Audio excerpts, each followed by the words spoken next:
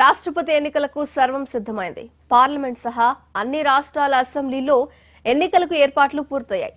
ప్రస్తుత రాష్ట్రపతి రామ్నాథ్ కోవింద్ పదవీ కాలం ఈ నెల 24న ముగియనున్న నేపథ్యంలో అత్యున్నత రాజ్యాంగ పదవికి నేడు ఎన్నికలు జరగనున్నాయి.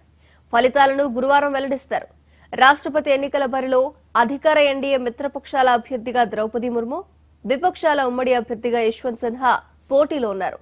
ఈ ఎన్నికల్లో మొత్తం 776 మంది ఎంపీలు, 28 రాష్ట్రాలు, శాసనసభ ఉప కేంద్రపాలిత ప్రాంతాలకు చెందిన 4033 మంది ఎమ్మెల్యేలు ఓటు వేస్తారు.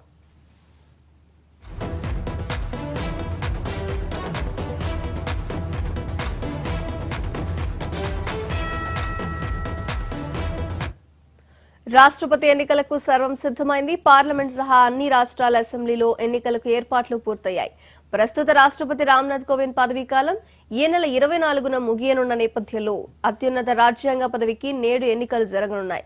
ఫలితాలను గురువారం వెల్లడిస్తారు. రాష్ట్రపతి ఎన్నికల బరిలో అధికార ఎన్డీఏ మిత్రపక్షాల అభ్యర్థిగా ద్రౌపది ముర్ము, విపక్షాల ఉమ్మడి అభ్యర్థిగా యశ్వంత్ సిన్హా పోటీలో ఉన్నారు. ఈ ఎన్నికల్లో మొత్తం 776 ఎంపీలు, 28 రాష్ట్రాలు, శాసనసభ ఉన్న కేంద్రపాలిత ప్రాంతాలకు చెందిన 4033 మంది ఎమ్మెల్యేలు ఓటు వేస్తారు.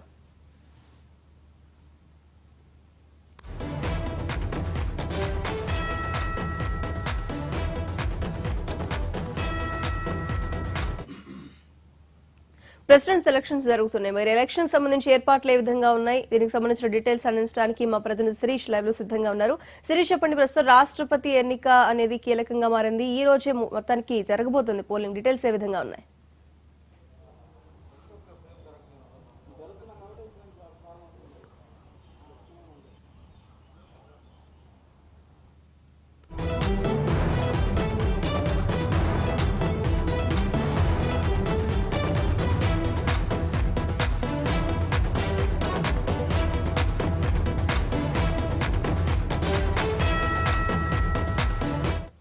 రాష్ట్రపతి ఎన్నికలకు అన్ని ఏర్పాట్లు పూర్తయిపోయాయి. పార్లమెంట్ సహా అన్ని రాష్ట్రాల అసెంబ్లీలో ఎన్నికలకు ఏర్పాట్లు పూర్తయ్యాయి. ఆల్రెడీ 8 గంటల సమయంలోనే మాక్ పోలింగ్ అనేది పూర్తయిన నేపథ్యంలో ప్రతి ఒక్కరు కూడా వాళ్ళ ఓటు హక్కును వినియోగించుకోవడానికి అందరూ సిద్ధంగా ఉన్నారు. ప్రస్తుత రాష్ట్రపతి రామ్నాథ్ కోవింద్ పదవీ కాలం 24వ తేదీన ముగియనుంది. ఈ నేపథ్యంలోనే అత్యున్నత రాజ్యాంగ పదవికి ఈ రోజు ఎన్నికలు జరగనున్నాయి. ఫలితాలను గురువారం వెల్లడిస్తారు.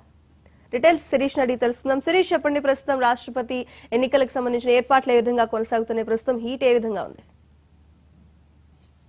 16వ రాష్ట్రపతి కోసం 17వ ఎన్నికలన్నింటి కూడా మరికొద్ది సేపట్లో ప్రారంభం కానున్నాయి. పార్లమెంటులోని రూమ్ నెంబర్ 62లో దీనికి సంబంధించిన ఏర్పాట్లన్నింటి కూడా చేశారు.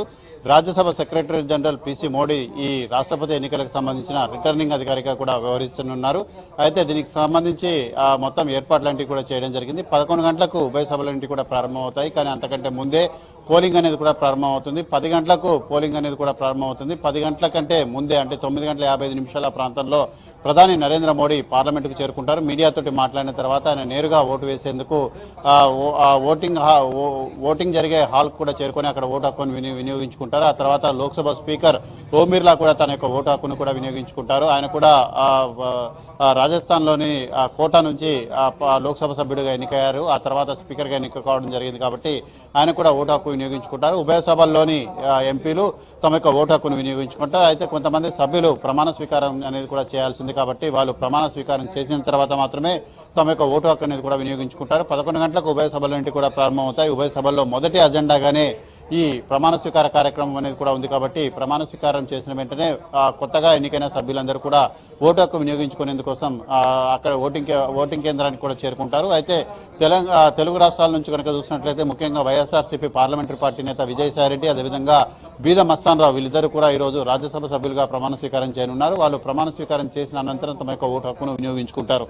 అయితే అన్ని రాజకీయ పార్టీలకు సంబంధించి కూడా పార్లమెంటరీ పార్టీ నేతలు వీళ్ళందరినీ కూడా లీడ్ చేసే అవకాశం కూడా కనపడుతోంది. దీనికి సంబంధించి ఇప్పటికే వాళ్ళందరికీ కూడా మెసేజ్ అనేది కూడా ఇవ్వడం జరిగింది. అయితే అన్ని రాష్ట్రాలకు సంబంధించి అన్ని పొలిటికల్ పార్టీలకు సంబంధించిన ఎంపీలందరూ కూడా ముఖ్యంగా పార్లమెంట్లోనే తమ యొక్క ఓటు హక్కును వినియోగించుకుంటున్నారు. కానీ ఇటు తృణమూల్ కాంగ్రెస్కి సంబంధించిన ఎంపీలు మాత్రం తమ యొక్క ఓటు హక్కును తమ రాష్ట్ర అసెంబ్లీలో వినియోగించుకునేందుకు వాళ్ళు ముందస్తుగా దరఖాస్తు చేసుకోవడం కూడా జరిగింది. దానికి సంబంధించి వాళ్ళకు ఏర్పాట్లన్నీ కూడా చేశారు. అయితే ప్రస్తుతం ఉన్న సంఖ్యాబలాల ప్రకారం చూసినట్లయితే ద్రౌపది ముర్ముకు దాదాపు 61% పైగా మద్దతు అనేది కూడా కనబడుతోంది. దీనికి సంబంధించి ఇప్పటికే పలు రాజకీయ పార్టీలు మద్దతు అనేది కూడా ప్రకటించాయి. ఎప్పుడైతే అభ్యర్థిని ప్రకటించక ముందు ఎన్డీఏ యొక్క సంఖ్యాబలం అనేది కేవలం 51 to 52% మాత్రమే ఉంది. అది ఇటు వైఎస్ఆర్సీపీ అదేవిధంగా బీజేడీ పార్టీలు రెండు పార్టీలు కూడా కలిసిన తర్వాత, కానీ ఇటు శివసేన కానీ లేకపోతే జేఎంఎం కానీ ఇతర పార్టీలు అకాలీదళ్ కానీ టీడీపీ కానీ ఇలాంటి పార్టీలన్నీ కూడా మద్దతు ప్రకటించిన నేపథ్యంలో వాళ్ళ యొక్క సంఖ్యాబలం అనేది కూడా పెరిగిన పరిస్థితి కూడా కనపడుతుంది. అయితే ముఖ్యంగా కనుక చూసినట్లయితే మనం ఇటు ద్రౌపది ముర్ముకు మద్దతు ఇస్తున్న పార్టీలు కనుక చూసినట్లయితే దాదాపు 45 రాజకీయ పార్టీలు ఆమెకు మద్దతు ప్రకటిస్తున్నాయి. అంటే మొత్తం ఎన్నికల సంఘం దగ్గర గుర్తింపు పొంది ఇటు అసెంబ్లీలలో కానీ లేకపోతే పార్లమెంటు ఉభయ సభల్లో కానీ సంఖ్యాబలం ఉన్న పార్టీలు కనుక చూసినట్లయితే 45 రాజకీయ పార్టీలు ద్రౌపది ముర్ముకు మద్దతు ప్రకటిస్తున్న పరిస్థితి కూడా ఉంది. ఇక యశ్వంత్ సిన్హాకు మద్దతు ప్రకటిస్తున్న పార్టీలు కనుక చూసినట్లయితే కేవలం 34 పార్టీలు మాత్రమే యశ్వంత్ సిన్హాకు మద్దతు ప్రకటిస్తున్న పరిస్థితి అనేది కూడా ఉంది. ఇంకా దాదాపుగా 14 రాజకీయ పార్టీలు చిన్న చితక పార్టీలన్నీ కూడా కలిసి ఇంకా ఎటువంటి నిర్ణయం అనేది కూడా తీసుకునే పరిస్థితి కూడా ఉంది. అంటే వీళ్ళందరూ కూడా తటస్థంగా ఉండేందుకు నిర్ణయం చేసుకున్నారు. అయినప్పటికీ కూడా ఎన్డీఏ అభ్యర్థి ద్రౌపది ముర్ము యొక్క విజయావకాశాల్లో ఏమాత్రం కూడా మార్పు అనేది కూడా ఉండదు. నిన్న ఇటు బీజేపీకి సంబంధించిన లోక్సభ రాజ్యసభకు సంబంధించిన ఎంపీలందరికీ కూడా సాయంత్రం విందు అనేది కూడా ఇవ్వడం జరిగింది. ఆ సందర్భంగా ద్రౌపది ముర్మును పరిచయం చేయడంతో పాటుగా ఏ విధంగా ఓటు హక్కు అనేది కూడా వినియోగించుకోవాలనే దాని గురించి కూడా వాళ్ళకు ట్రైనింగ్ అనేది కూడా ఇచ్చారు. కేవలం ఒక ప్రియారిటీ ఓటు 1 మాత్రమే వేయాల్సిందిగా కూడా సూచించడం జరిగింది. ఎవరు కూడా సెకండ్ ప్రియారిటీ ఓటు హక్కు అనేది కూడా వినియోగించుకోకూడదు అని చెప్పేసి కూడా చెప్పారు. అయితే ముఖ్యంగా ఆంధ్రప్రదేశ్ కనుక చూసినట్లయితే ఆంధ్రప్రదేశ్లో 100% ఓట్లు అనేవి కూడా ఒకే అభ్యర్థి కూడా పడే అవకాశం ఉంది. అది ఎన్డీఏ అభ్యర్థి ద్రౌపది ముర్ముకు. ఒకవేళ ఒక్క ఓటు అయినా కూడా యశ్వంత్ సిన్హాకు వచ్చిందంటే మాత్రం అది పెద్ద న్యూస్ అయ్యే అవకాశం కూడా ఉంది. దానిపైన పెద్ద చర్చ జరిగే అవకాశాలు కూడా కనపడుతున్నాయి. సో ఇలా చాలా రాష్ట్రాల్లో కూడా కనుక సంఖ్యాబలం కనుక చూసినట్లయితే దాదాపు 61.45% సంఖ్యాబలం అనేది ద్రౌపది ముర్ముకు ఉంది. కాబట్టి ద్రౌపది ముర్ము ఎట్టి పరిస్థితుల్లోనూ కూడా విజయం సాధించే అవకాశాలు కూడా కనపడుతున్నాయి. ఇక పార్లమెంటు ఉభయ సభలు కూడా ఈ రోజు ఉభయ సభలు వర్షాకాల సమావేశాలంటే కూడా 11 గంటలకు ప్రారంభమవుతున్నాయి. ముఖ్యంగా అగ్నిపథకు సంబంధించిన అంశం పైన కానీ లేకపోతే ధరల పెరుగుదల కానీ డాలర్తో పోలిస్తే రూపాయి మారక విలువ బలహీనపడడం కానీ ఇవన్నీ కూడా వీటన్నింటినీ కూడా ఈ విపక్షాలు ఈసారి సమావేశాల్లో ప్రస్తావించే అవకాశం కూడా ఉంది. ప్రభుత్వం కొన్ని కీలక బిల్లులు తెచ్చేందుకు ఏర్పాట్లన్నీ కూడా చేస్తోంది. Mounika. Right Shirish, thanks for your details.